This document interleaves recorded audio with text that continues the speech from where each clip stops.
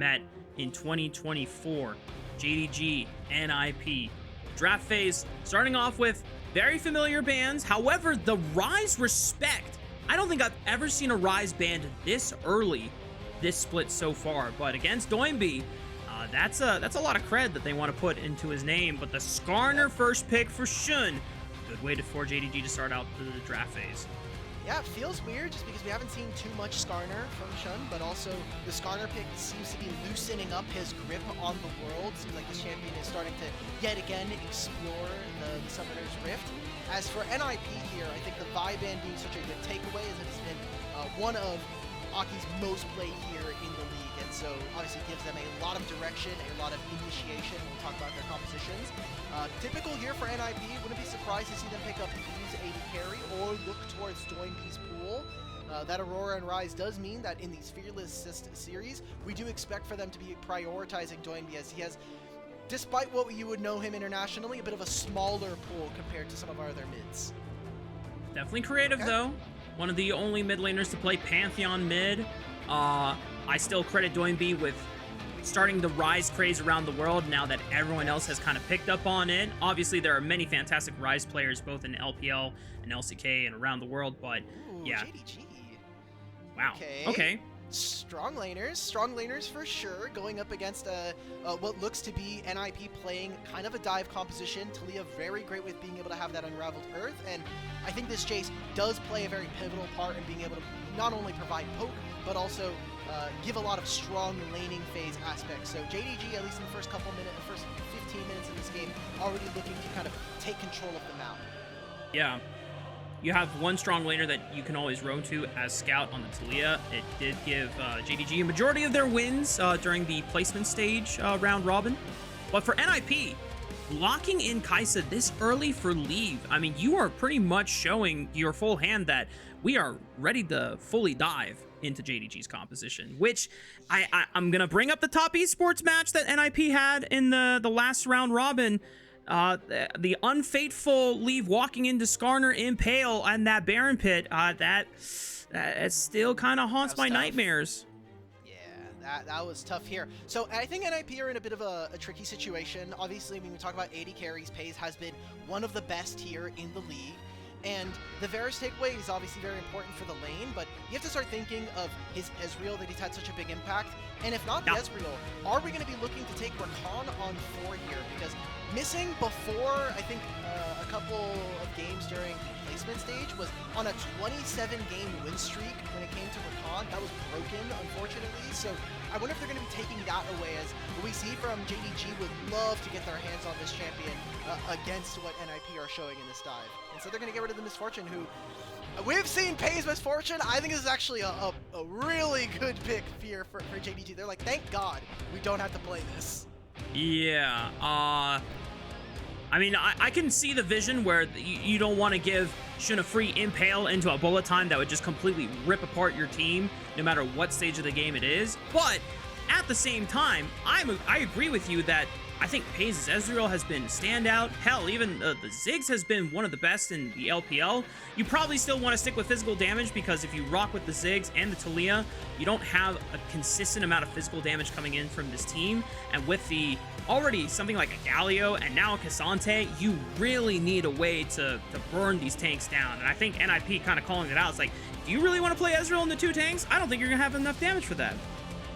Okay, so Cassante coming in here. Now, NIP, again, we were talking about them having some pretty good dive. I think that they are providing a lot of frontline for Leave to be able to win them the game here. I am a little bit worried that they are lacking in terms of damage. Obviously, Leave has so much on his shoulders when we talk about their contribution to this team. And for JDG, they're playing with so much control around space. I think that with this Kalista potentially coming in here for missing, you also have Scout on this Taliyah. When we get to objectives, we're going to be seeing them take control of terrain really, really well. With Skarner, we'll see how they link up. NIP are going to need to basically play this game almost perfectly from minute 1 to avoid getting smashed in the early game, and then basically impossible for them to ever be able to rock up into team fights around objectives. Wow. Well, at least for NIP's sake, the fact that you already have 2 tanks and something like a Xin Zhao that can safely face check for you, you are letting ppgod get a chance to play something that is better for lane in this Nico, and you do have safe ways to be able to face check bushes as well, but this at least matches against the double range bot lane that JDG were able to snag for themselves in the final round. Obviously trying to look for that lane power. I still imagine that Kalista Renata should have their way with Kai'Sa and Nico, considering just the early lane power that Kalista brings is just so obnoxious, and you want to be playing for that early Dragon Prio. That should be something that JDG have the advantage of, but I still want to go back to what you pointed out for NIP. Even though composition seems to be a little harder to execute on their end, if they get to that late game mark, I'm a little concerned if JDG actually have the damage output to melt all these tanks on their side. Yeah, I think the Cassante could become very worrisome to deal with, especially when you look at kind of what JDG already have. You have a Jace that in the early laning phase can kind of bully around Cassante, but once he starts to pick up 1 and 2 items, even gets the plated steel caps, I think it becomes very difficult for JDG to kind of push this champion around. My eyes, when we look at JDG again, Peyz has been so incredible for this team, and we're gonna have to see if Scout is gonna be on the ball with his Talia. He needs to be able to not only match Doinb, he's probably gonna be second to arrive to the fight, as Hero's entrance is just so kind of instantly gratifying for NIP. And you look at what this team is going to be able to do. I want to see an early priority around the grubs when we see that swap at around 3.5, 4 minutes for this game. Yeah. And can they keep the pace of this game very difficult for NIP to actually play? Well, ladies and gentlemen, the moment has finally arrived. This is the first time that NIP and JDG have gotten a chance to face each other. Oh my god, did you see the skybox? That's OP! Let's go! Sorry, that kind of messed up the intro a bit, No, but I just got caught okay. off guard. Yeah, dude, Yeah. the NIP skybox, the home stadium buff is kind of crazy. You even got to hear a little bit of the Jiayos come on through, so seems like Shenzhen is at least excited for our first game here. I'm excited. I'm not even there, bro. Holy there you go. moly. There you go. So, dude, I might have to change the lights in my room to lime green just to like get in the spirit, you know? Do we if need to bust NIP out the social media manager is going to come after you, so don't start putting that on them quite yet. Interesting to note here. What's up? No. I was... Never mind. Just go ahead. Go ahead. Okay, we have some cool runes here. I think Leave taking the Hail of Blades just to try to at least match some of the early prowess. That was something that we did note with the double range bot lane of JDG. But Shun also going for Grasp of the Undying. I know it's been a bit of some different tech between the junglers here. So do you have any insights on Grasp of the Undying Skarner? I know we've seen a lot of Aftershock. I mean, when Skarner first started getting a lot of hype in the jungle last summer, and people were starting to pick up on, hey, this guy scales insanely well with Heartsteel. Even though Grasp on a jungler, at first it doesn't make sense because you don't feel like you're getting that many procs early on since you're not skirmishing that often. But you get to the teamfight stage, you're fighting so much that the grass procs you actually start accumulating pretty fast. So that just became like kind of the go-to rune for Skarner jungle. And then eventually there's other junglers tank. Oh, wait, look at this! Doinb we're rolling on level 2? Dude, okay. This is some ASOL CLG 2016 MSI type shiz, bro. And Missing and Peyz are now like, why is there a Galio in my lane at 2.5 minutes? Doinb, I think we low-key kind of ruined our lane. We're already seeing there's some early invades here from Aki. Aki can make this rotation. Oh my god. What they are burned NIP the flash doing? early on to Missing. They are cooking something diabolical on the bot lane, and Missing is the result of the chef's kiss. NIP on the board with first blood. I thought that we were going to see Shun and Scout try to cut Doinb off from the mid lane, make him, at least pay for what he's done, but I mean, Doinb barely misses any CS. He's still going to be Galio, still going to be very relevant. And now that's a first blood going over to the side of NIP, and it goes right on to Leave. Fantastic stuff from them so far, and I love how creative they are being so far in this game. I can't believe that just happened. What the hell was that? But it low-key kind of worked. I mean, like, Doinb lost, what, 3 CS? He's not even that far behind in levels in creep score. He's down like in a full level so far. But this is the problem that we've are starting to ask of JDG. if you see your lane opponent making early roams and giving yourselves, you know, a little bit of advantage, hang on. ppgod should be fine. Shun is not this oppressive early on. He does in the no starter. damage. This is just grasp with like undying procs here. Yeah. But like when we were talking about our early JDG games and looking at how much Scout was not being as selfless as other mid laners who are willing to roam and make things happen. Obviously, this is a crazy roam from Doinb. But even in the IG game, Rookie was dropping waves, playing with the Talia's Weaver's Wall to make roams and that happen. And what was Scout doing on the side lane? I mean, he's getting more farm for himself. He's getting turret damage. But then when we come to the team fights, Scout doesn't output and make that kind of self-investment feel like it's worth. So if NIP continue to do this, then we have to see Scout either match it or make it worthwhile, as now Peyz and Missing, they don't care that there is an early cheese gang from Doinb and Aki. They still win the 2v2.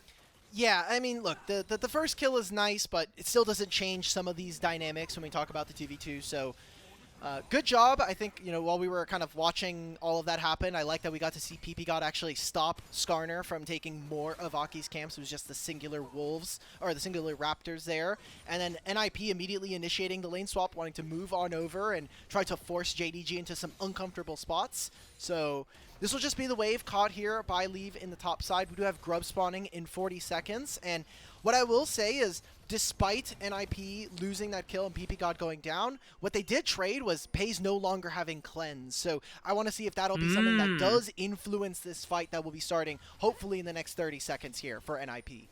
Yeah, Aki hovering mid lane. Doinb still has flash if he wants to look for immediate flash taunt. He does get flicked forward. I thought Doinb was going to just take that opportunity since Scout kind of pushed him unintentionally into himself just for damage and killing the wave, but they're not going to go for it. Just making sure that both of these mid laners get a chance to base. Okay, so both of our top laners no longer having teleport does mean that they won't be able to join, at least for right now. If Allah does decide to move, he'd have to pretty quickly shove this wave and move on out. Instead, JDG, or NIP, not willing to play for this. They're going to secede all advantage over the top side, recognizing that they probably shouldn't be trying to play against early game Renata and Kalista. They're going to move over to the bottom side. I think it is pretty risky. Scout did hit level 6 first and did teleport back, so he has a resource advantage in mid. And it's going to be, you know, the first 3 grubs going over to JDG. I wonder how much they're going to be playing around Peyz and Missing, as already off to a pretty good start. You look at his inventory, that's a very good itemization coming in with the recurve bow already here for the Kalista. Yeah. Even though JDG haven't necessarily, like, played to support Peyz and Missing, what they are doing well is that they are using their power on the map, right? Obviously with the proactive swap over to the top side to make sure that they get full uncontested grubs. Shun is now hovering Peyz and Missing on this top side to make sure that Shanji isn't able to pick up any of the resources crashing into this wave. We even have Allah. I don't know if he came from base or if he walked to mid lane and then to top side, but he's here as well. I don't think, are they going for the entire turret this early on? Yeah, they're trying to overload onto one side. I mean, you have the damage from the grubs here. We're getting a split lane.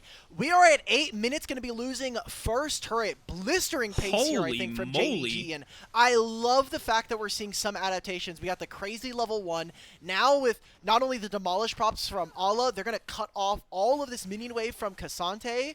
And yeah, that's just going to probably be the first turret here. Oh, they're going to actually try to give it to Allah to try to, you know, get him back in. Okay, I think this is really creative.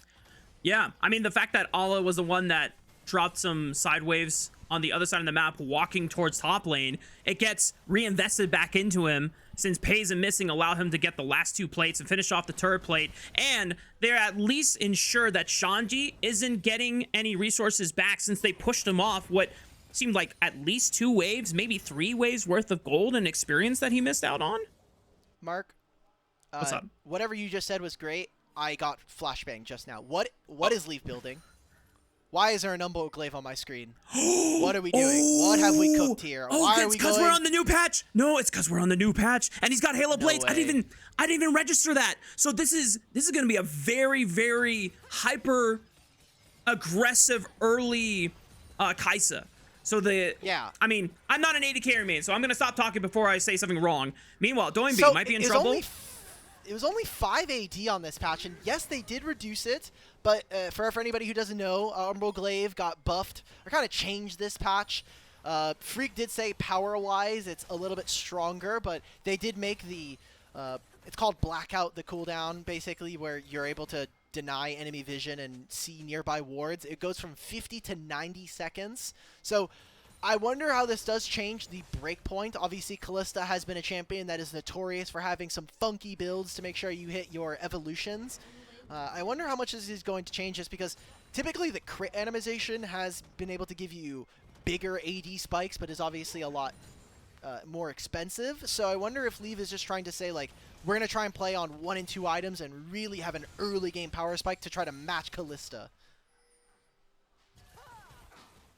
Makes sense to me. Like I said, I'm not an AD carry main, and, you know, I caught myself before I started getting into the theory crafting and said some obnoxiously incorrect stuff. So, but from what I know, if this is allowing you to play for the early Q evolve, which you can see on the bottom left, he doesn't quite have enough AD for it yet, but he is close. We'll see if this purchase with the pickaxe. All right, Mark, I need you to hold numbers for me, okay? So Sure. I can do that. Umbral 55. 55. You go to Doran's 25 blade, from pickaxe. Okay, yeah. 25 plus 10. So he doesn't 35. have it quite yet. I think he... 90. He's at 90. He's at 90 right now. Yeah. Oh, Meanwhile, ppgod right onto Peyz, but it forces the cleanse the flash. Here comes the re-engage from Missing. Shun is actually just running away. They're going to use the Fate's Call to bail Missing out of there, but he goes right back in for the re-engage. Hostile takeover is now going to force NIP to turn on themselves. Leave, trying to see if he can get in there. Flash from Aki, but Allah will punt him back away. Shun, 3-man Impale is going to solve the backline, but Leave finds the first target onto Missing. Scout arrives to the party, finds Aki into the back, and now Shun and Scout trying to see if they can take this 2v3. They're pushing NIP away. It's the second round of grubs. Good flick on the Doinb. The Sentinel, he falls, and NIP's captain will hit the dirt. Shanji could be next in the 1v3, and JDG explode on the Rift in 11 minutes.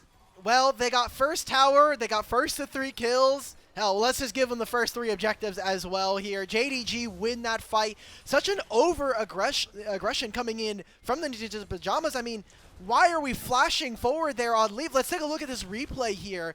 Yes, this is ppgod trying to find the angle. You do have Galio in the wings, but Leave just not in position to be able to deal damage here, and I love how JDG slow roll this play. Let them come into you. Let's play around this hostile takeover.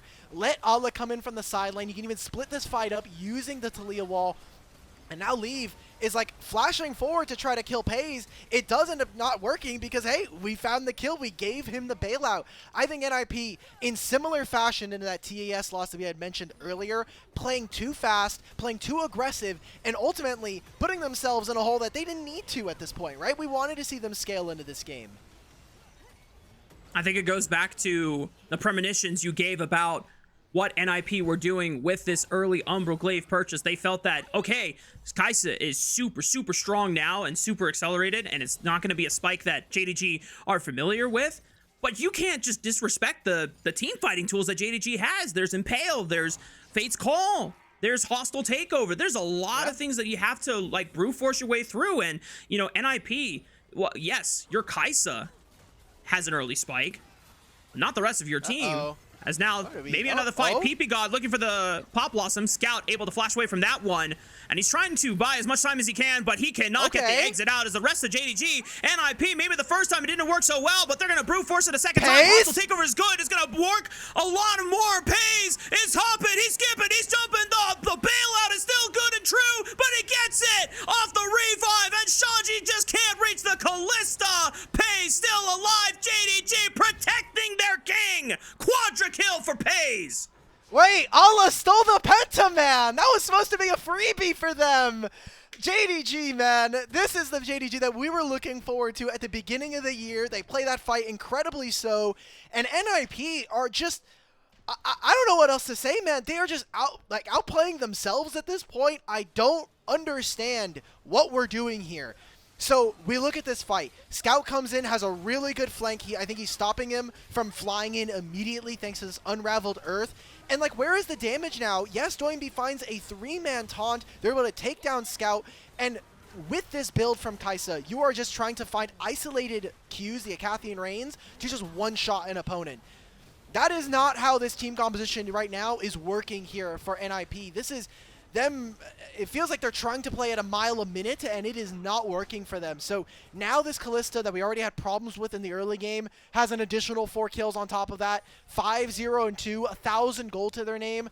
They already have the first dragon. They have 5 grubs as well. This JDG roster playing to the early game, and they are succeeding at it. And now that JDG have a thick enough wallet lead, they can just make map grow plays like this where NIP are just not where they get to be in normal circumstances. Almost 4,000 ahead just for JDG in terms of wallet diff. And when you look at it, you would imagine that off of that quadra kill that Peyz, that the gold lead is mostly on him. It's actually in the solo laners here for Scout and Ala. Yeah, Scout has been participating in a lot of these kills, and individually has been, like we were saying, more on top of making sure that he has his own resources, making sure that he is in a good spot to be able to help carry this game as well. We talked about it during the draft, but these first 15 minutes have looked so good for JDG. Not that NIP has not exactly maybe shot themselves in the foot here in this game, but you kind of look at it. We said that from the draft, with this Jace, you have early push. Taliyah can very easily roam around and make picks happen. And while we didn't get the 2v2 exactly the way that we wanted to, JDG still have found ways to get gold and resources onto their wunderkind in the AD carry position. So now it's up to JDG. How are we closing out this game? We have this Kalista who is incredibly far ahead at this point, and it's going to be a while before NIP are going to actually able to, you know, kind of threaten that back line. They still have many options, but we had concerns about the damage and how much NIP were actually going to be able to deal versus JDG. And while we're talking about previous concerns that we had, I'm going to go back on my point about Scout. Hang on. Are we posturing here? Are we actually fighting, or we're just taking control? I think we're just taking control in the river. Anyway, I know I gave some pretty heavy-handed criticism over to Scout and just wanted to see more out of him, especially if he's not making the early roams or matching his lane opponent and trying to get things done on the map, then I want to say it paid tenfold. Obviously, he went down that fight, but he bought a lot of time for Peyz to really ramp up on the spears. Everyone on JDG was pretty much committed into protecting the Kalista, making sure that she did not die, and Peyz was able to pay tenfold, as now Shun might find an opportunity on Doinb just as he goes in with a Justice Punch. Oh!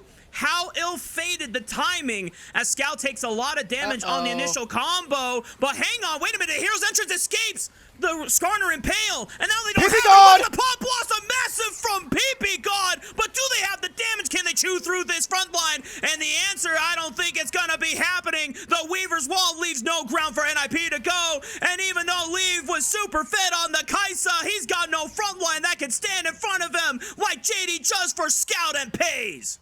Well, now, guess what? If they really wanted to, they could have gone for this Herald, but hey, some of these champions are not quite up, and I want to go through that replay again, not only because we get to see JDG just completely wipe NIP off the rift here.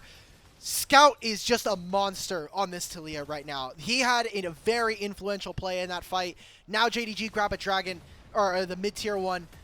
I don't know what NIP are doing, man. So Mark, I just want everybody to watch Taliyah in this fight. Yes, we got to see Doinb come back into this fight. He obviously misses the first shove, but this re-engage from ppgod. He tries to make this play. There's no Hero's Entrance, guys. Why are we going forward? Look at this shove from Scout. Moves both Leave and ppgod off of the back line. There's no play here for the side of NIP. I have no clue what they're doing.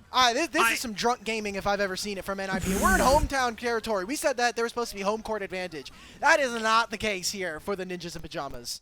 I didn't even see that the seismic shove caught both ppgod and Leave on the Killer's Instinct entry. That is insane timing. Scout, I'm sorry, I was saying shit about you earlier, bro. You know what? I'll just shut up. You know, next time I talk some smack about Scout. Well, obviously, we got a long series ahead of us in this best of 3. JDG already having assembled themselves a pretty fat advantage with nearly 6,000, 7,000 gold ahead of NIP. A lot of it has come from, you know, the benefit of NIP really trying to play fast and not being able to execute better than JDG did on the reactive. Now, Shanji could be in trouble. The Weaver's Wall puts Shun on the wrong side of it. Probably not ideal for JDG if they were really looking to nail down the K'Sante, but Shanji does make it out alive as ppgod. Oh, we see you, bro. Little minion trying to sneak his way into JDG's court. Now, not only if I was an AD carry would I be asking it for us to potentially leave this game a bit fast. I'm looking at Peyz at 19 minutes here. Already has a Blork and a finished Rage Blade. Probably is going to be finishing what looks to be a Terminus, so he's going to be even stronger at this point. I'm so worried here for NIP because they already were a team that we were kind of expecting to have some struggles against some of their other top 8 teams here in the league, but they are a team that we do have concerns about. It was, you know, the top side of this map hasn't been the best so far. Even Shanji and Aki, even though they are a kind of a reunion of an ex-OMG that was really, really popular with fans, we have just not seen the same level of success for this as a duo, and we're kind of seeing more of the same for NIP, where play a little too fast, individual mistakes coming in, and that I think is coming to really bite them here up against a JDG who, hell man, if this is going to be the form we're going to get from JDG, I'm really excited, but I don't want to get too caught up in some of the results. This game is very unique, I will say, in what's been happening in the first 15. This is definitely the form that JDG should strive to maintain throughout the rest of the regular season, and there's 8 long weeks ahead of us here. We're still only just wrapping down the first week of a double round robin series of best of 3s. I can't do math in my head, but it's a lot of games, y'all. So there's going to be plenty of times for JDG to get those reps in, as ppgod could be the target here, but a good rocket belt evades that seismic shove combo. So the rest of JDG now taking this opportunity to fully control the top side quadrant. Baron is still not up on the table for another 5 minutes, but Otacon is ready for the taking, and that will be the prize that JDG want to look to secure. Well, Doinb is potentially going to be able to make his way on over. I don't think that this Otacon is going to be under any contest from NIP. We have a teleport coming in. Doinb now finished with Leandries and a Riftmaker. I think this is going to probably be their last Hail Mary play. If they can't make a defense here, then we are most definitely done with this game. Yep, yeah. It's been GG for a little bit, but this is probably going to secure it. Dude, Scout is on the flank. He's in fog. They took out the blanket here. Okay, Scout is just going to join up with the team through the bottom lip of this Baron pit. There's a lot of spears on that Otacon, but it will fully reset.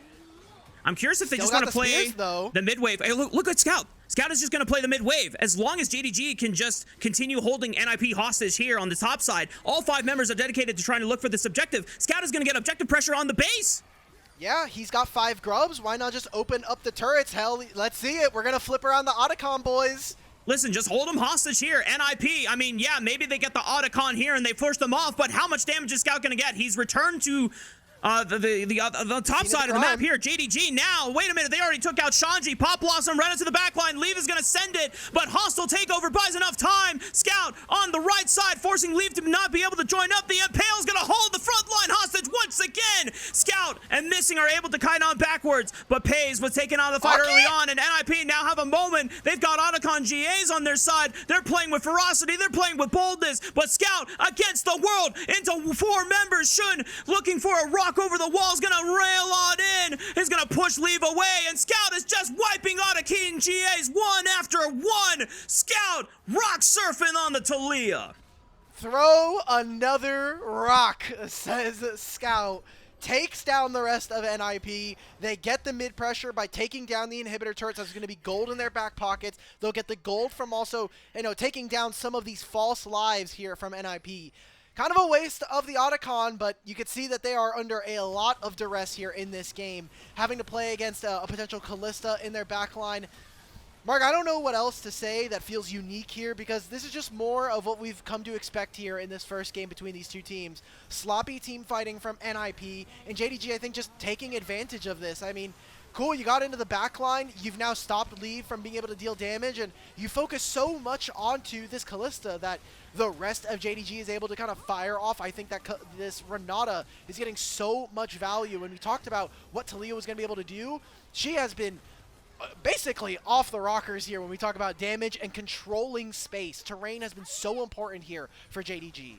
You know, I was very skeptical if JDG were going to have the damage to be able to melt through the front line, but because JDG amassed an insane wallet gap this game. Talia's actually able to just rip through every single member of NIP, regardless if they're a tank, regardless if they're a squishy. All the Otacon GAs, as you called it, already expended. And at least for NIP's sake, I mean, they can say, sure, we denied it away from JDG.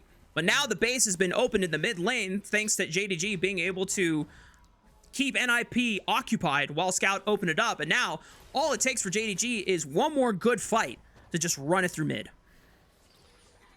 Won't have a Dragon Soul to be able to play around because NIP did get the first Dragon of the game. But aside from that, this has been a pretty good game here for JDG. The gold has been quite even for, I would say, or it's stabilizing at about 5,000 to 6,000 here for JDG. But we're kind of looking at them. You look at the item power spikes, already 3 items here for Scout at 24 minutes. Same thing here for Peyz.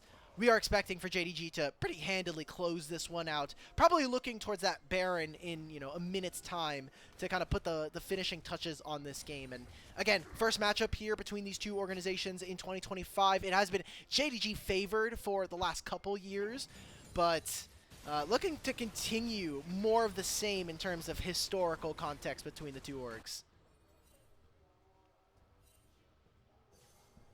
Things have definitely quieted down on the Rift in the past couple of minutes ever since the Otacon fight occurred. You know, to the credit of NIP, they at least get some solace that JDG have not ended the game yet. The gold lead is still pretty massive, 6,000 in JDG's favor. Big item spikes coming in now for Ala. Shojin fully completed. Terminus was acquired by Peyz recently. I will ask, since I know you're a Kai'Sa player, does this Kai'Sa build make sense to you? This is probably the biggest abomination of a Kai'Sa build I've ever seen. Already, part of me wants to yeah, part of me wants to believe that mathematically it makes sense. It looks bizarre. So he doesn't have the supercharger, right? So he doesn't have the invisibility from his E because he has no attack speed coming in from any of his items. Sure. He's trying to deal as much damage as possible between his Q and the Void Seekers. So if they can play out range, this can be an advantage here for NIP. This is kind of the composition that they did build out for themselves. Multiple frontline champions so that Leaf can get damage down with this Kai'Sa. But I think that they have given up too much on the map. They've given up too much real estate, too much objectives. And so it's going to be a hard-fought battle if NIP want any chance of being able to play this game. And Leaf has not been landing these Prey Seekers. So it is very difficult for them to get any damage down. Yeah, JDG is really making it difficult for NIP to fight for position in the mid lane. As soon as NIP try to step up and kill the wave, JDG answer right on back. And now Scout, using the power of this Talia to be able to roam quickly, catch the wave on the top side, still can look for a Weaver's Wall to collapse. The Void Seeker tags Ala, not doing as much damage as NIP would like. This is to the credit of Ala being a little bit more durable since this is Bruiser Jace with Grasp of the Undying. But JDG get the first wave in, and now they're turning to the Baron. Okay, they're taking really strong control. A single vision ward immediately taken by JDG. Will note this. Doinb is on the side. He is teleporting into this play. Oh, Aki's forced the ultimate. Already is a seismic shove combo. Impale flashed by Aki. Shanji on the right side. Ala trying to mark him as well to make sure that K'Sante doesn't get an opportunistic flank on the JDGs in the behind. NIP able to shove in the wave. It forces JDG off the Baron for now, and the map resets. Okay, they traded 2 summoner spells and teleport from Doinb and the flash from Aki to prevent JDG from hitting the objective. This is the problem when you do play against the Kai'Sa, and with this kind of build, he is going to do a lot of damage if he gets all 5 of the plasma procs down. But one of the problems with Kai'Sa is she is really reliant on having vision, on being able to see where your opponents are, and some of that setup is going to be lost by the fact that NIP have not really been able to push a lot of their vision line forward here. So looks like we are potentially going to a dragon fight in 2 minutes here to decide this game. We did say that JDG did have the lead here, and so it's kind of going to have to come down to, can Leaf carry this game right now, which has been basically almost all of NIP's games here in 2025. So not surprising to see that this is the win condition that the Ninjas are relying upon. Yeah, it's crazy because JDG has still been 5,000 gold ahead, but I say that. A while ago, they were 7,000 gold ahead. A while ago, they were 6,000 gold ahead. The gold lead is starting to decline. And at some point when you get to a late enough game state, that gold lead doesn't matter nearly as much. And NIP are picking up a lot of these item spikes. 3.5 items for Doinb, 4 items for PP, or Leave, I should say. Oh, Weaver's Wall, that's really great. Aki, completely isolated. I don't know if you want to go in there, Doinb. You're pretty tanky, but do you have the setup? Oh, 5-man pop blossom from ppgod, but do they have the damage? I don't think so. Leave, you can see that he finally finds his moment in picking off Scout, but now he's got to deal with 4 other Goon Squad members from JDG. He's forced to flash over the wall, but Ala follows, sends it to the skies, and Leave hits the ground. Doinb, the only member alive on NIP, but just could not link up with Leave in that fight. Can they do the Baron in this instance? There's no teleport. I mean, yes, Scout's going to be dead. There's no contest coming out from them, so NIP will be able to grab or stop them potentially. I don't know if they can full do AP, this. wait a minute, this full AP Galio is actually stopping them from getting this Baron. So, wow, okay. Mark, I don't know what's happening in this game anymore, man. The first 5 minutes already scared me. JDG should have already won this game, but we are starting to see the makings of this NIP squad and what they're able to do. This is just Aki getting caught out. Really good start here for JDG. And even though this is a 5-man Pop Blossom, and the fact that they're able to find Peyz is nice, or find Scout and Peyz is great, I am still very worried, especially with how they are executing from the side of NIP. I don't know. Something about this feels like NIP are starting to come back. Yeah, like if they're winning, if they're going even or not that far down. Hang on, ppgod, another 2-man Pop Blossom. They found him. Not caught in it, but Scout is caught. But the bailout, does he have a kill? Reset the revive? Not this time. Okay, now it's all on Peyz, and now he finds an opportunity to go into the backline. Aki popping the Crescent Guard, gives good knockup with the 3 talent strike. Woohoo! Did you see that Void Seeker damage from Leave? That was crazy. There it is. The Void stacks coming on through. And that objective lead that we had for JDG, the fact that Peyz was up almost 2,000 gold, even Scout actually being up 2,000 gold on Doinb, completely gone here. Missing in the replay now is going to be the fact that JDG will grab themselves the Cloud Soul. Thank you to our picture-in-picture. And it is all of the Plasma procs being applied. Shun missing the Impale on the side there. Not great here for JDG, but the fact that Leave gets to fly in all of this damage onto Scout, onto Missing. The carries of JDG have been getting picked out time and time again here. NIP are on the verge of potentially coming back from one of the worst early games that we have seen in the LPL. It looked so doomed. Yeah, I mean, we were looking at a Kai'Sa that was Omega fed. We had the Talia that was doing so much work, and now we have almost 5-item Kai'Sa here.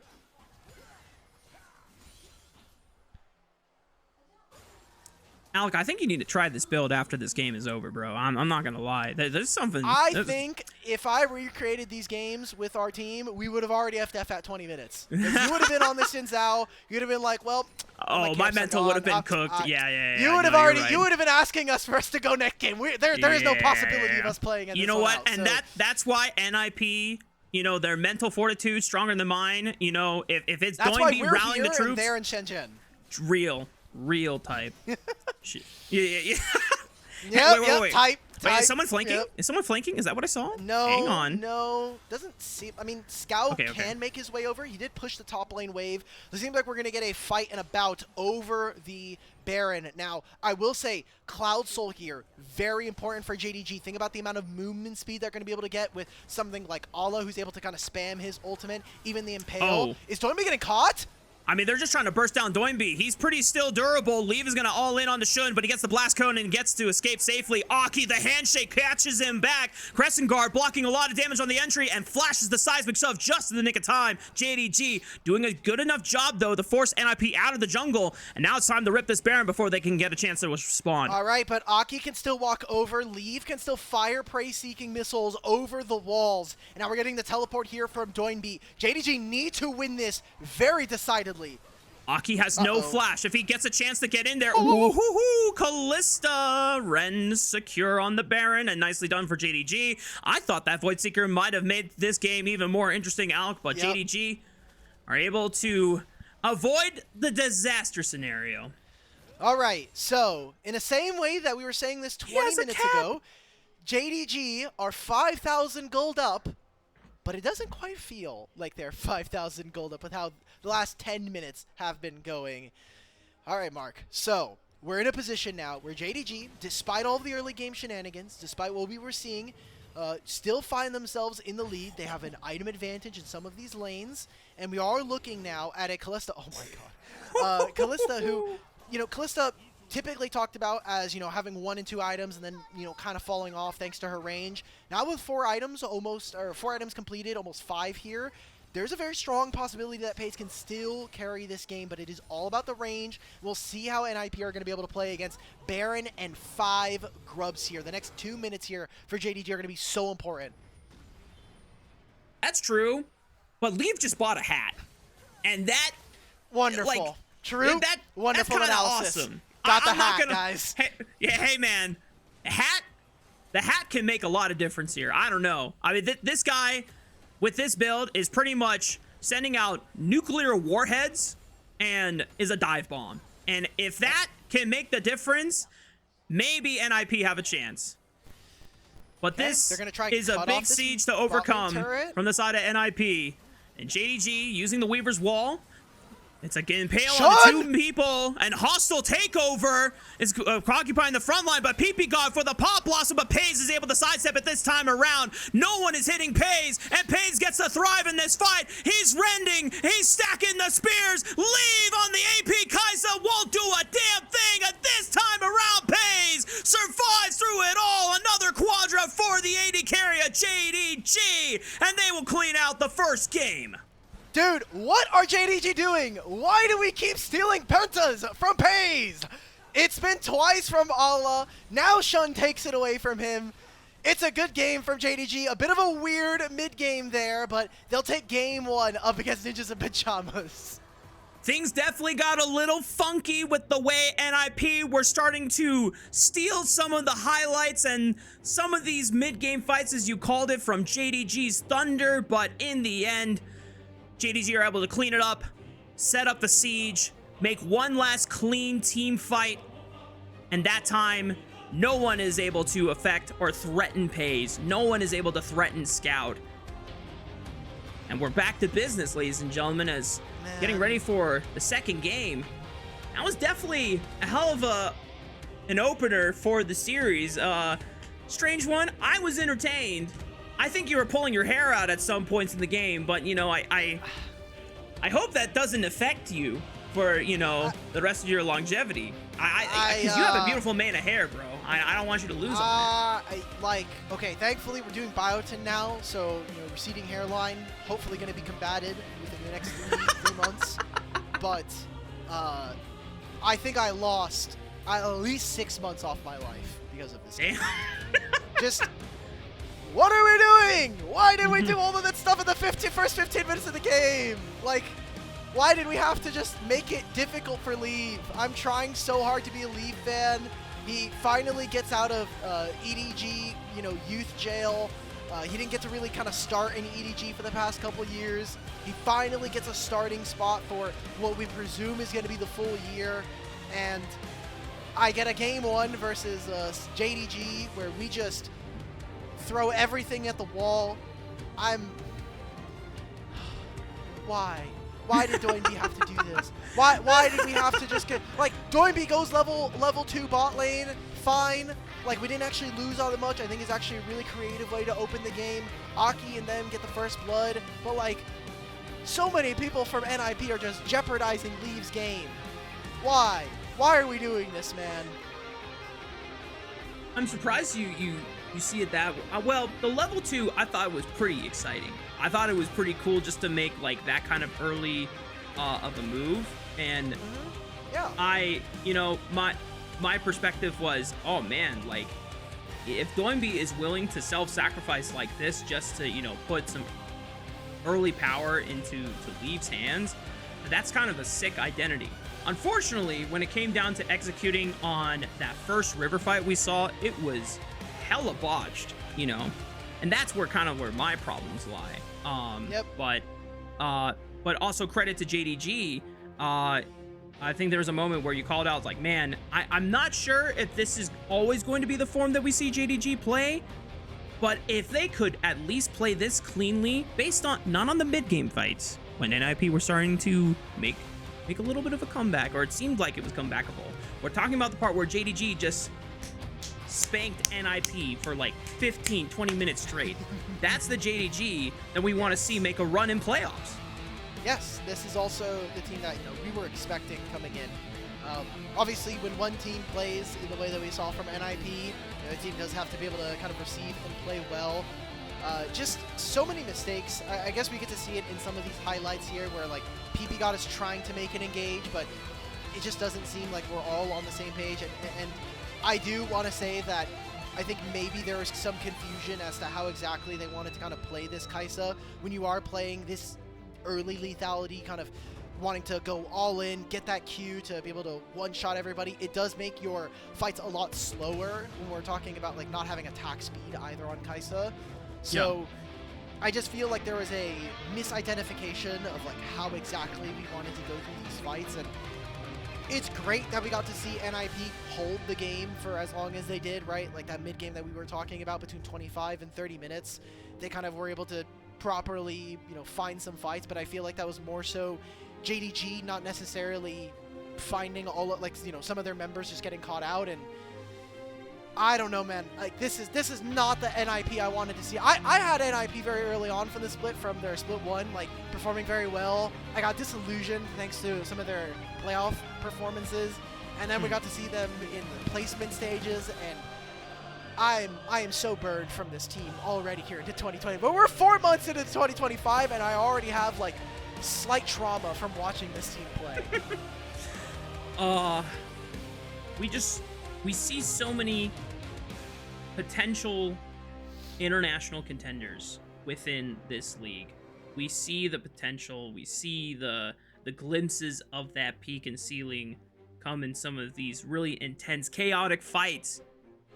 But it's just the consistency that's lacking, and that is where the frustration comes from. But I will say, at least when it's looking good, I'm having a ball of a time. And if it's not looking good, well, at least the chaos is the entertainment factor. At least you're having fun, okay? That's what I care about, Mark. I'm prioritizing your happiness here in this cast, so I'm glad you're having fun.